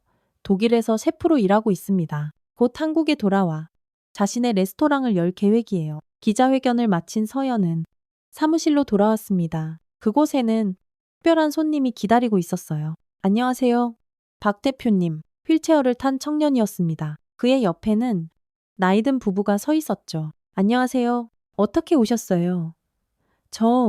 저는 김민수라고 합니다. 1년 전에 학교에서 청년이 말을 잇지 못했습니다. 서연은 그가 누구인지 알 것 같았어요. 1년 전 한 고등학교에서 벌어진 끔찍한 폭력 사건의 피해자였습니다. 도와주셔서 정말 감사합니다. 대표님 덕분에 가해자들이 처벌받았고 저도 치료받을 수 있었어요. 제가 한 일은 별로 없어요. 민수 씨가 용기를 냈으니까 가능했죠. 민수의 어머니가 서연의 손을 잡았습니다. 정말 감사합니다. 우리 아이가 죽으려고 했을 때 대표님이 나타나 주셔서 서연은 따뜻하게 그들을 안아주었습니다. 이런 순간들이 그녀에게는 최고의 보상이었습니다. 그날 저녁 서연은 오랜만에 영등포를 찾았습니다. 과거 그녀가 지배했던 그 거리는 이제 완전히 달라져 있었죠. 누나 깡철이가 운영하는 경호업체 사무실. 그곳에는 옛 동료들이 모여 있었습니다. 다들 오랜만이네. 누나 대통령 표창 축하해. 우리 칼잡이가 이제 완전 유명 인사가 됐네. 모두가 진심으로 축하해줬습니다. 그들도 이제는 각자의 자리에서 정당하게 살아가고 있었어요. 근데 누나? 그 소식 들었어. 무슨 소식? 깡철이가 태블릿을 보여줬습니다. 궁중요리 아카데미 부지에 새로운 학교가 들어선대. 희망요리학교라고. 희망요리학교. 완전 무료로 운영되는 학교야. 가난한 학생들을 위한 곳이래. 그리고 초대 이사장이 화면에 나타난 이름을 보고 서연은 놀랐습니다. 이성진 재단 맞아. 이성진 회장이 죽기 전에 전 재산을 사회에 환원했대. 그 돈으로 만든 재단이야. 서연은 복잡한 심경이 되었습니다. 이성진과 이주원 부자. 그들은 가해자였지만 마지막에는 진심으로 반성했었. 그리고 이것도 봐. 깡철이가 다른 기사를 보여줬습니다. 희망요리학교 첫 입학생 100명. 전원 장학금 지원. 꿈을 포기하지 마세요. 희망요리학교의 특별한 약속 기사에는 교장 인터뷰도 있었어요. 우리 학교에는 차별이 없습니다. 모든 학생이 평등하고 오직 실력과 열정만이 평가 기준입니다. 과거의 비극이 반복되지 않도록 최선을 다하겠습니다. 서연은 희미하게 미소 지었습니다. 비극의 장소가 희망의 공간으로 바뀐 것입니다. 다음 날, 서연은 희망요리학교를 방문했습니다. 박 대표님 영광입니다. 젊은 교장이 반갑게 맞이했어요. 학교가 정말 좋네요. 네. 최고의 시설로 준비했습니다. 하지만 가장 중요한 건 시설이 아니라 정신이겠죠. 서연은 학교를 둘러봤습니다. 밝은 표정의 학생들이 열심히 실습하고 있었어요. 저기, 혹시 한 학생을 발견한 서연이 다가갔습니다. 왼손에 의수를 낀 여학생이었어요. 안녕하세요. 전 김소희라고 해요. 의수를 끼고도 요리를, 네, 박지훈 셰프님 기사를 보고 용기를 얻었어요. 저도 할 수 있다고 믿어요. 서연은 가슴이 뭉클해졌습니다. 지훈이의 이야기가 또 다른 사람들에게 희망이 되고 있었던 거예요. 학교 한편에는 추모 공간이 마련되어 있었습니다. 과거 희생된 학생들을 기리는 곳이었죠. 서연은 그곳에서 한참을 서 있었습니다. 그들의 희생이 헛되지 않도록, 다시는 이런 비극이 반복되지 않도록 계속 싸워야 했다. 그때 전화가 왔습니다. 누나 나야 지훈이었습니다. 지훈아, 잘 지내? 응 누나? 내가 다음 달에 한국 간다. 정말 왜 희망요리학교에서 특강 요청이 왔어. 그리고 드디어 내 레스토랑을 열기로 했어. 이름은 다시 꿈이야. 서연은 환하게 미소 지었습니다. 멋진 이름이네. 누나가 항상 말했잖아. 포기하지 않으면 다시 꿈꿀 수 있다고. 통화를 끝낸 서연은 하늘을 올려다봤습니다. 구름 한 점 없는 맑은 하늘이었습니다. 한 달 후 다시 꿈 레스토랑 오픈식.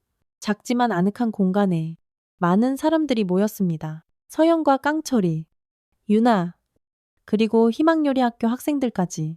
여러분, 환영합니다. 의수를 낀 오른손으로 마이크를 잡은 지훈이 인사했습니다.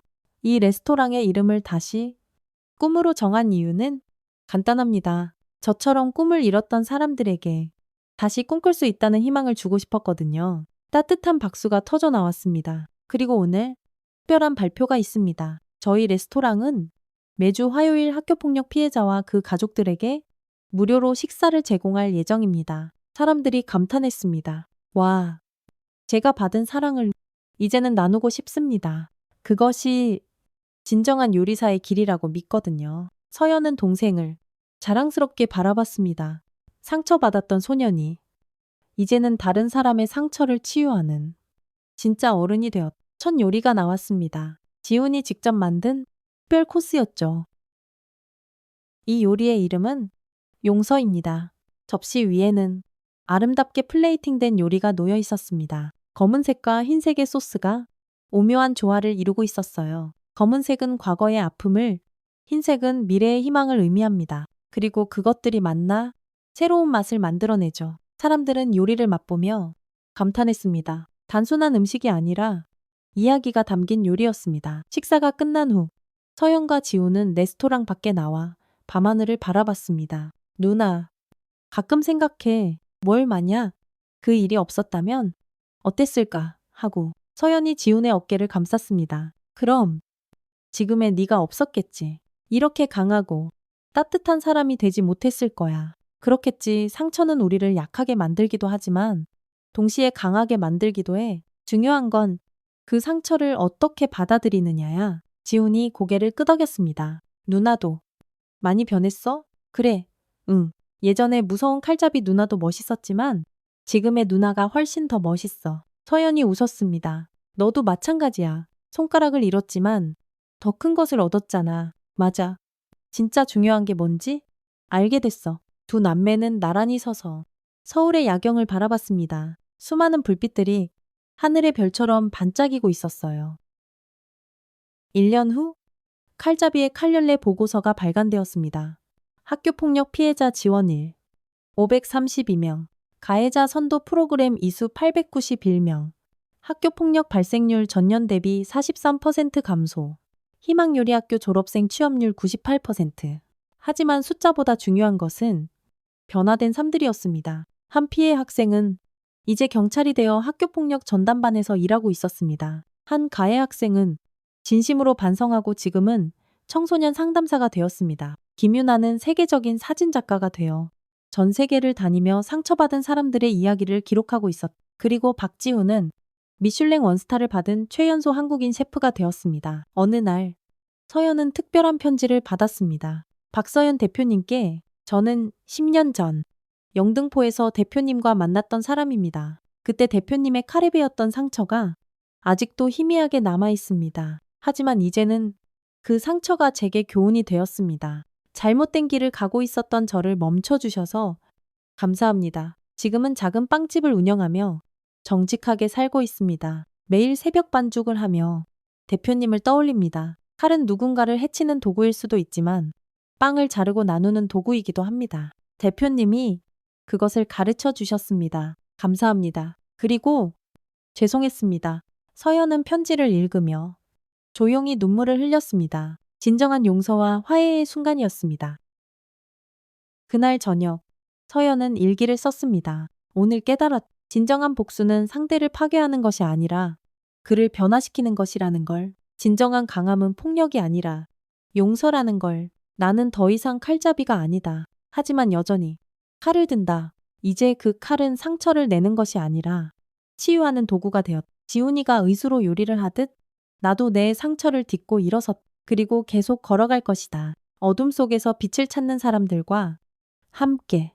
5년 후 청와대 만찬장, 대한민국 사회공헌 대상 시상식이 열리고 있었습니다. 교육부문 대상, 박지훈 셰프 의수를 낀 청년이 단상으로 올라갔습니다. 그는 이제 한국을 대표하는 셰프이자 교육자가 되어 있었죠. 시민사회 부문 대상, 박서연 대표 서연도 단상으로 올라갔습니다. 두 남매가 나란히 상을 받는 역사적인 순간이었습니다. 두 분은 개인의 아픔을 사회의 희망으로 바꾼 진정한 영웅입니다. 특히 박서연 대표는 과거의 어둠을 딛고 빛이 되어 박지훈 셰프는 장애를 극복하고 꿈을 이뤘습니다.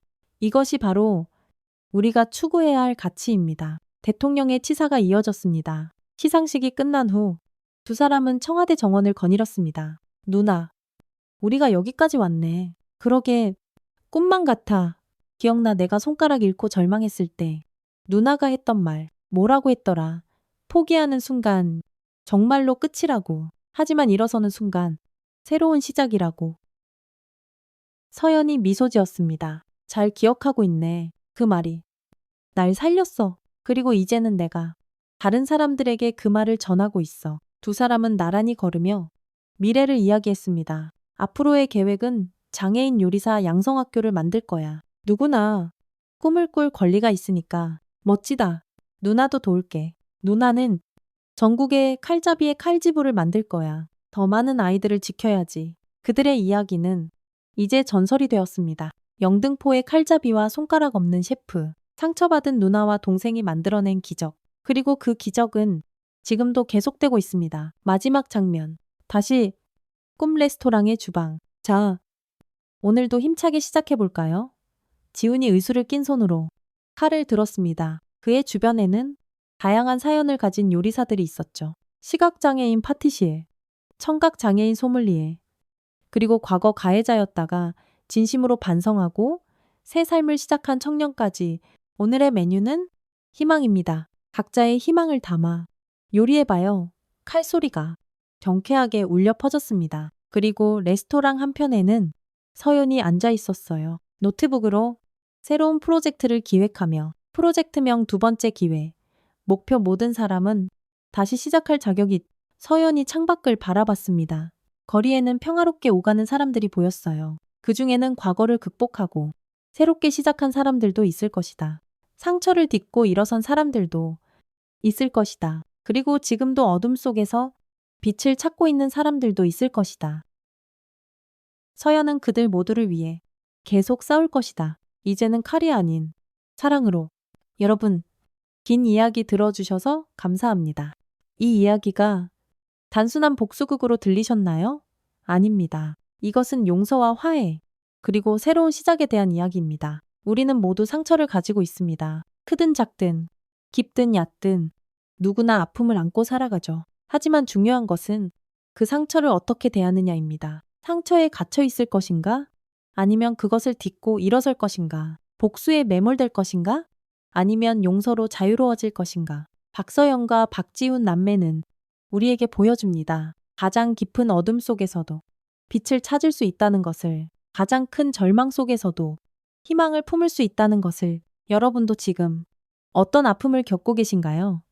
포기하고 싶은 순간인가요? 복수하고 싶은 마음에 불타고 있나요? 잠시 멈추고 생각해 보세요. 그 에너지를 파괴가 아닌 창조로 바꿀 수는 없을까요? 미움이 아닌 사랑으로 승화시킬 수는 없을까요? 진정한 강함은 주먹이 아닌 마음에서 나옵니다. 진정한 승리는 상대를 쓰러뜨리는 것이 아니라 함께 일어서는 것입니다. 오늘도 어딘가에서 학교 폭력에 시달리는 아이가 있을 것입니다. 절망에 빠진 청년이 있을 것입니다. 과거의 잘못을 후회하는 사람이 있을 것입니다. 그들에게 말하고 싶습니다. 아직 끝이 아니라고.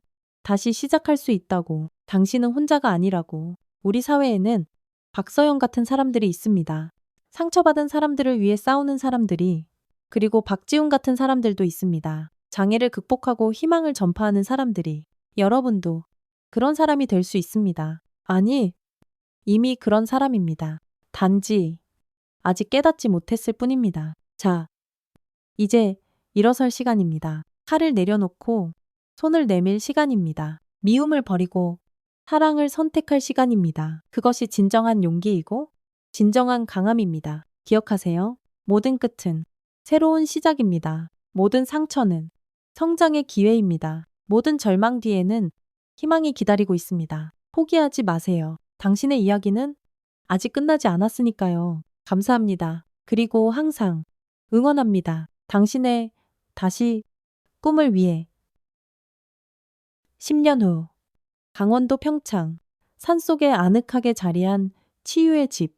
이곳은 학교폭력 피해자와 가해자가 함께 머물며 화해를 모색하는 특별한 공간이었습니다. 원장님, 새로운 가족이 도착했습니다. 44살이 된 박서연은 이제 더 이상 날카로운 칼잡이의 모습이 아니었습니다. 부드러운 미소와 따뜻한 눈빛을 가진 상담 전문가가 되어 있었죠. 어서 오세요. 긴 여행 오시느라 힘드셨죠? 들어온 것은 16살 소년과 그의 부모, 그리고 또 다른 소년과 그의 어머니였습니다. 두 소년 사이에는 팽팽한 긴장감이 흐르고 있었어요. 저희가 정말 여기 있어도 되는 건가요? 우리 아이가 저 아이에게 한 짓을 생각하면 가해자의 어머니가 눈물을 흘리며 말했습니다. 네, 괜찮습니다. 여기는 심판하는 곳이 아니라 치유하는 곳이니까요. 서연은 두 가족을 각각의 숙소로 안내했습니다. 당분간은 따로 지내며 마음의 준비를 할 시간이 필요했죠. 저녁, 서연은 직원들과 회의를 했습니다. 이번 케이스는 특히 신중해야 합니다. 피해 학생이 자살 시도까지 했었고 가해 학생도 죄책감에 시달리고 있어요. 하지만 두 가족 모두 화해를 원한다니 희망적이네요. 맞아요. 시간이 걸리겠지만 가능할 거예요. 그때 서연의 휴대폰이 울렸습니다. 여보세요. 아, 지훈아 누나 큰일이야. 방금 미슐랭 가이드에서 연락 왔는데 지훈의 목소리에는 주체할 수 없는 흥분이 가득했습니다. 설마. 맞아 다시. 꿈이 미슐랭 3스타를 받았어. 한국 최초야. 서연은 벌떡 일어났습니다. 정말 지훈아. 축하해. 정말 자랑스러워. 누나 덕분이야. 누나가 없었으면 난. 아니야. 네가 포기하지 않고 노력한 결과야. 통화를 끝낸 서연은 직원들에게 기쁜 소식을 전했습니다. 모두가 자기 일처럼 기뻐하며 축하해줬어요. 다음 날 서울. 다시 꿈 레스토랑 미슐랭 3스타 발표 후 예약이 폭주했습니다. 하지만 지우는 여전히 화요일 무료 급식을 고수하고 있었죠. 셰프님 오늘도 학교폭력 피해 가족 15팀이 예약했습니다. 좋아요. 최고의 요리로 대접해드려야죠. 주방에서는 다양한 사연을 가진 요리사들이 분주하게 일하고 있었습니다. 그 중에는 특별한 사람이 있었어요. 현수야. 소스 준비됐어? 네. 셰프님 놀랍게도 그는 과거 지훈을 괴롭혔던 학생 중 한 명이었습니다. 이주원의 친구였던 그는 사건 이후 깊이 반성하고 요리를 배워 지훈의 레스토랑에서 일하고 있었죠. 셰프님, 아직도 죄송해요. 제가 그때 현수야, 우리 그 얘기는 그만하자. 넌 이미 충분히 반성했고 지금은 훌륭한 요리사가 됐잖아. 지훈의 말에 현수는 조용히 눈물을 글썽였습니다. 점심 서비스가 끝난 후 지훈은 특별한 손님을 맞이했습니다. 어서 오세요. 강진수 회장님. 들어온 것은 고 이성진 회장의 동생이었습니다. 그는 형의 유지를 이어 희망요리 학교를 운영하고 있었. 박 셰프, 미슐랭 3스타 축하하네. 형님이 살아계셨다면 정말 기뻐하셨을 거야. 감사합니다. 회장님 덕분에 많은 학생들이 꿈을 이룰 수 있었어요. 아니야. 자네 같은 롤모델이 있어서 가능한 일이지. 두 사람은 차를 마시며 이야기를 나눴습니다. 사실 오늘 온 건 제안이 하나 있어서야. 무슨 제안이신가요? 희망요리학교 서울 캠퍼스 총괄 셰프를 맡아주면 어떨까? 지우는 놀랐습니다. 저는 이미 레스토랑이 있는데, 물론 레스토랑은 계속 운영하면서 일주일에 이틀 정도만 학교에 와서 학생들을 지도해주면 돼. 자네의 경험과 이야기가 학생들에게 큰 힘이 될 거야. 지우는 잠시 고민하다가 고개를 끄덕였습니다. 좋습니다. 제가 받은 것을 다음 세대에게 전하고 싶어요. 한편 독일 베를린 김유나의 개인전 상처 그리고 빛이 대성황을 이루고 있었습니다. 박 작가님, 이번 작품들이 정말 인상적입니다. 특히 용서라는 작품이 한 평론가가 말했습니다. 유나는 자신의 대표작 앞에 서 있었어요. 그것은 부러진 나뭇가지에서 새싹이 돋아나는 모습을 찍은 사진이었습니다. 상처받은 것들이 오히려 더 강하게 자라날 수 있다는 걸 보여주고 싶었어요. 한국의 학교폭력 문제를 예술로 승화시킨 것이 대단합니다. 저도 피해자였거든요. 하지만 이제는 그 경험이 저를 더 강하게 만들었어요. 전시회장 한편에는 지훈의 의숙긴 손이 요리하는 연작 사진이 걸려 있었습니다. 관람객들은 그 앞에서 오래 머물며 깊은 감동을 받았죠. 작가님, 다음 프로젝트는 뭔가요? 한국으로 돌아가서 칼잡이의 칼 캠페인 사진을 찍을 예정이에요. 서연 언니와 함께요. 다시 한국 서울시청 대회의실 학교폭력 근절 10년 성과와 과제 심포지엄이 열리고 있었습니다. 지난 10년간 학교폭력은 70% 감소했습니다. 이는 칼잡이의 칼을 비롯한 시민단체들의 노력 덕분입니다. 교육부 장관이 발표하고 있었죠. 특히 가해자 교화 프로그램의 성공률이 80%를 넘어선 것은 놀라운 성과입니다. 서연이 패널로 참석해 발언했습니다. 하지만 아직 갈 길이 멉니다. 여전히 매일 어딘가에서 아이들이 고통받고 있어요. 우리는 단 한 명의 아이도 포기해서는 안 됩니다. 청중석에는 다양한 사람들이 있었습니다. 그 중에는 과거 서연에게 도움을 받았던 사람들도 많았죠. 박 대표님 말씀이 맞습니다. 저도 10년 전 학교폭력 피해자였지만 칼잡이의 칼 덕분에 새 삶을 찾았습니다. 한 청년이 일어나 말했습니다. 그는 지금 검사가 되어 학교폭력 전담부에서 일하고 있었어요. 저는 가해자였습니다. 하지만 최 대표님의 프로그램을 통해 진정으로 반성하고 변화할 수 있었습니다. 또 다른 사람이 고백했습니다. 그는 현재 청소년 상담사로 일하고 있었죠. 심포지엄이 끝난 후 서연은 익숙한 곳으로 향했습니다. 영등포. 그녀가 한때 칼잡이로 군림했던 곳이었습니다. 하지만 이제 그곳에는 희망센터가 들어서 있었죠. 서연이 설립한 청소년 쉼터였습니다. 원장님 아이들이 반갑게 인사했습니다. 가정폭력, 학교폭력으로 갈 곳 없는 아이들이 머무는 곳이었어요. 다들 잘 지냈어? 네. 오늘 요리 수업 있는 날이에요. 맞아. 오늘은 특별한 선생님이 오실 거야. 잠시 후 지훈이 도착했습니다. 의수를 낀 그의 모습에 아이들은 신기해했죠. 안녕하세요. 저는 요리사 박지훈입니다. 선생님. 손이. 한 아이가 조심스럽게 물었습니다. 응. 사고로 손가락을 잃었어. 하지만 봐. 이렇게 요리할 수 있어. 지훈이 능숙하게 야채를 써는 모습을 보이자 아이들이 와 하고 감탄했습니다. 선생님도 저희처럼 아프셨구나. 그래.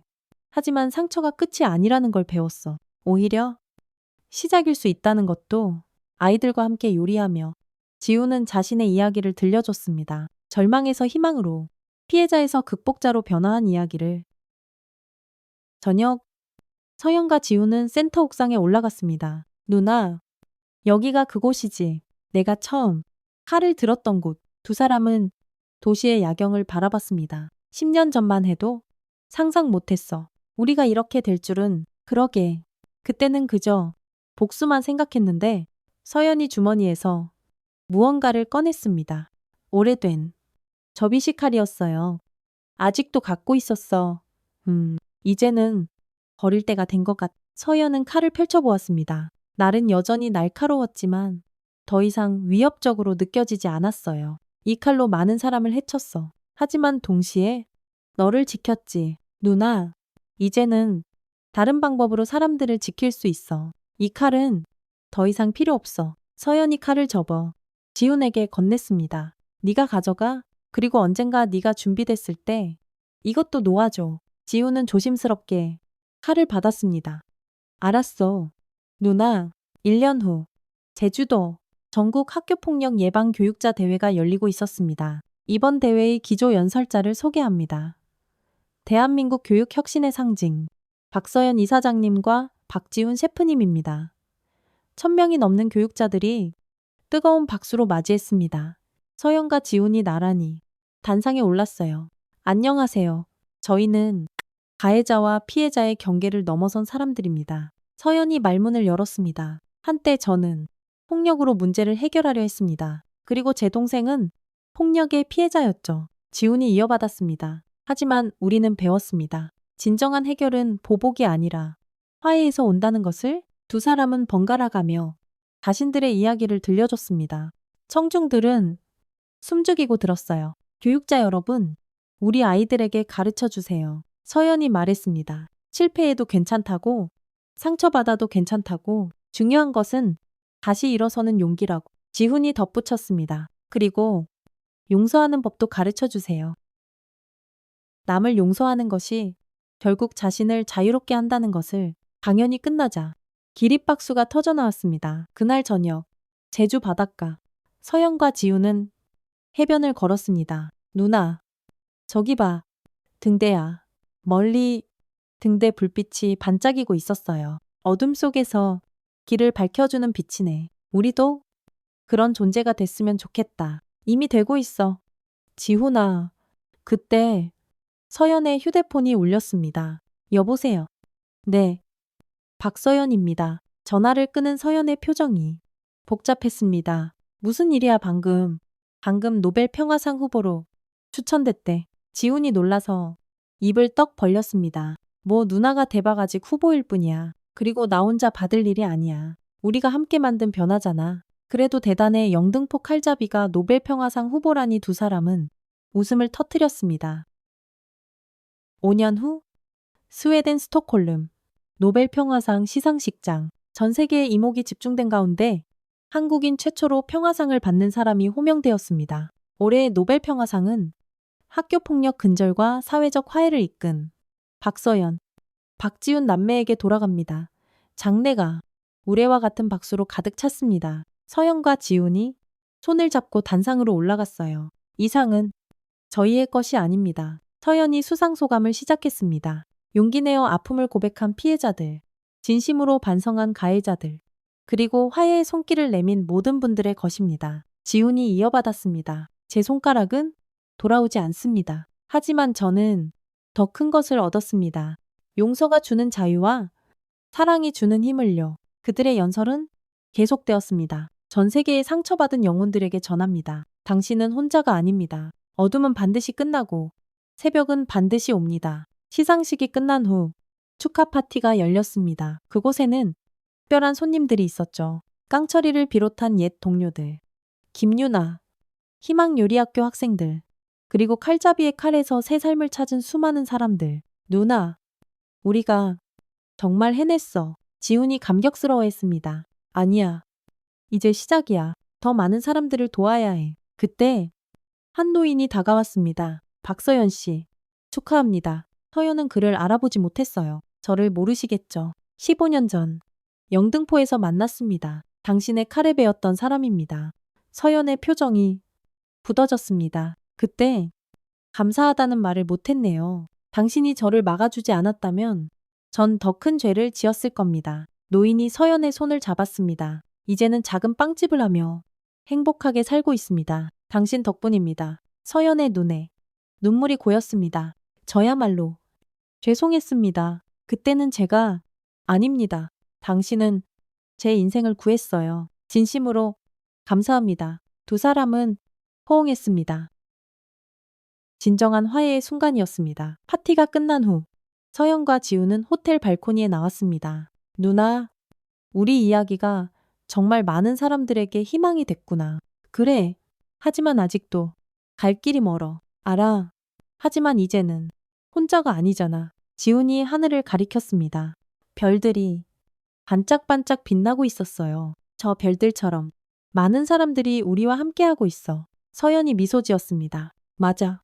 그리고 그 별들이 더 많은 별을 만들어낼 거야. 10년 후, 대한민국 학교 폭력은 이제 과거의 일이 되었습니다. 완전히 사라진 것은 아니었지만 체계적인 예방과 치유 시스템이 완벽하게 작동하고 있었죠. 박서연 박지훈 재단은 전국 곳곳에 치유센터를 운영하고 있었습니다. 매년 수천 명의 아이들이 이곳에서 새로운 희망을 찾았어요. 희망요리학교는 아시아 최고의 요리학교가 되었습니다. 계급과 차별이 없는 이곳에서 수많은 셰프들이 탄생했죠. 다시 꿈 레스토랑은 전 세계에 지점을 냈습니다. 각 지점마다 장애를 가진 셰프들이 일하며 수익금의 절반은 학교폭력 피해자 지원에 사용되었어요. 그리고 영등포, 한때 폭력의 거리였던 이곳은 이제 희망의 거리로 불렸습니다. 청소년 문화센터, 상담소, 쉼터가 들어서 있었죠. 거리 한복판에는 동상이 하나 서 있었습니다. 칼을 내려놓고 손을 내미는 여인의 모습이었어요. 동상 아래에는 이런 문구가 새겨져 있었습니다. 폭력을 사랑으로, 복수를 용서로, 절망을 희망으로 바꾼 영등포의 딸, 박서연과 모든 용기 있는 영혼들에게 바칩니다. 어느 봄날, 서연과 지우는 오랜만에 그곳을 찾았습니다. 누나, 정말 많이 변했네. 그러게, 이제는 아이들이 안전하게 뛰어놀 수 있는 곳이 됐어. 두 사람은 벤치에 앉아 지나가는 사람들을 바라봤습니다. 학교를 마치고 돌아가는 아이들, 손잡고 걷는 연인들, 유모차를 끌고 가는 부모들, 모두가 평화로워 보였어요. 누나, 가끔 생각해. 뭘? 만약 그때 누나가 정말로 복수했다면 어떻게 됐을까? 서연이 잠시 생각했습니다. 아마 우리 모두가 불행했겠지? 나도? 너도? 그리고 그들도. 맞아. 용서가 정답이었어. 하지만 쉽지 않았어. 지금도 가끔은 알아. 나도 그래. 하지만 우리가 선택한 길이 옳았다는 건 확실해. 그때 한 소녀가 다가왔습니다. 저기요. 혹시 박서연 할머니세요? 서연이 웃었습니다. 50대 중반이 된 그녀를 할머니라고 부르다니. 맞아. 무슨 일이니? 학교에서 할머니 이야기를 배웠어요. 정말 멋있어요. 소녀가 반짝이는 눈으로 말했습니다. 나쁜 사람이었는데 좋은 사람이 되셨다고요. 지훈이 웃음을 참으며 말했습니다. 그래. 우리 누나는 나쁜 사람에서 좋은 사람이 된 거야. 어떻게 그럴 수 있어요? 소녀가 궁금해했습니다. 서연이 소녀의 머리를 쓰다듬으며 말했어요. 사랑하는 사람이 있었거든? 지키고 싶은 사람이 있으면 누구나 변할 수 있어. 저도 그런 사람이 될 수 있을까요? 물론이지. 너는 이미 좋은 사람인걸. 소녀가 환하게 웃으며 뛰어갔습니다. 서연과 지우는 그 모습을 따뜻하게 바라봤어요. 저 아이가 자라서 또 다른 희망이 되겠지 그럼. 희망은 계속 이어질 거야. 해가 저물어가고 있었습니다. 하지만 내일은 또다시 해가 뜰 것입니다. 영등포의 칼잡이는 이제 전설이 되었습니다. 하지만 그보다 더 큰 전설이 시작되었습니다. 상처를 치유로 바꾼 사람들의 전설. 미움을 사랑으로 바꾼 사람들의 전설. 그리고 그 전설은 오늘도 계속되고 있습니다. 어딘가에서 상처받은 누군가가 일어서고 어딘가에서 용서를 구하는 누군가가 손을 내밀고 어딘가에서 화해의 포옹이 이루어지고 그것이 바로 진정한 기적이다. 여러분, 긴 이야기가 끝났습니다. 박서연과 박지훈 남매의 여정을 함께 해주셔서 감사합니다. 이 이야기를 들으며 어떤 생각이 드셨나요? 혹시 너무 이상적이다. 현실은 그렇지 않다고 생각하셨나요? 맞습니다. 현실은 이야기보다 훨씬 복잡하고 어렵습니다. 하지만 그래도 우리는 꿈꿀 수 있습니다. 더 나은 세상을, 더 따뜻한 사회를, 더 아름다운 내일을. 누군가는 말할 것입니다. 칼잡이가 어떻게 평화의 상징이 될 수 있어? 손가락 잃은 사람이 어떻게 최고의 셰프가 될 수 있어? 하지만 역사는 증명합니다. 불가능해 보이는 일들이 현실이 되는 순간들을. 넬슨 만델라는 감옥에서 나와 남아프리카 공화국의 대통령이 되었습니다. 말랄라 유사푸자이는 총격을 당하고도 교육운동가가 되어 노벨 평화상을 받았습니다. 우리나라에도 수많은 사례가 있습니다. 학교폭력 피해자가 인권 변호사가 되고 가해자가 진심으로 반성하여 상담교사가 되고 상처받은 사람들이 서로를 치유하며 더 나은 사회를 만들어가고 있습니다. 여러분도 할 수 있습니다. 지금 이 순간 어떤 아픔을 겪고 계시든 어떤 과거를 가지고 계시든 변화는 가능합니다. 중요한 것은 첫걸음입니다. 용서하기 어렵다면 일단 미워하지 않는 것부터, 사과하기 어렵다면 일단 반성하는 것부터, 큰 변화가 어렵다면 작은 친절부터 그 작은 시작이 모여 큰 강물이 됩니다. 박서연도 처음부터 성인군자가 아니었습니다. 박지훈도 처음부터 희망의 아이콘이 아니었습니다. 그들도 넘어지고 좌절하고 포기하고 싶었습니다. 하지만 다시 일어섰습니다. 손을 잡아주는 사람이 있었기 때문입니다. 여러분 곁에도 그런 사람이 있습니다. 혹은 여러분이 누군가에게 그런 사람이 될 수 있습니다. 이제 우리의 이야기는 끝났지만 여러분의 이야기는 계속됩니다. 어떤 이야기를 쓰실 건가요? 복수의 이야기인가요? 용서의 이야기인가요? 절망의 이야기인가요? 희망의 이야기인가요? 선택은 여러분의 것입니다. 하지만 기억하세요. 모든 위대한 이야기는 작은 용기에서 시작됩니다. 팔을 내려놓는 용기, 손을 내미는 용기, 다시 시작하는 용기. 그 용기가 있다면 여러분도 전설이 될 수 있습니다. 마지막으로 한 가지만 더 말씀드리고 싶습니다. 이 이야기를 듣고 계신 분 중에 과거에 누군가에게 상처를 준 분이 계신가요? 혹은 누군가에게 상처를 받은 분이 계신가요? 오늘이 바로 그날입니다. 화해의 날, 용서의 날, 새로운 시작의 날, 전화 한 통, 문자 하나, 작은 만남, 그것이 기적의 시작일 수 있습니다. 두려워하지 마세요. 거절당할 수도 있습니다. 상처가 다시 아플 수도 있습니다. 하지만 그래도 시도해보세요. 박서연이 그랬듯이, 박지훈이 그랬듯이 그들이 할 수 있었다면 여러분도 할 수 있습니다. 자, 이제 정말 끝입니다. 하지만 끝은 또 다른 시작입니다. 여러분의 새로운 이야기가 시작되는 순간입니다. 그 이야기가 아름답기를, 따뜻하기를, 희망차기를 기도합니다. 감사합니다. 그리고 기억하세요. 당신은 혼자가 아닙니다. 언제나, 어디서나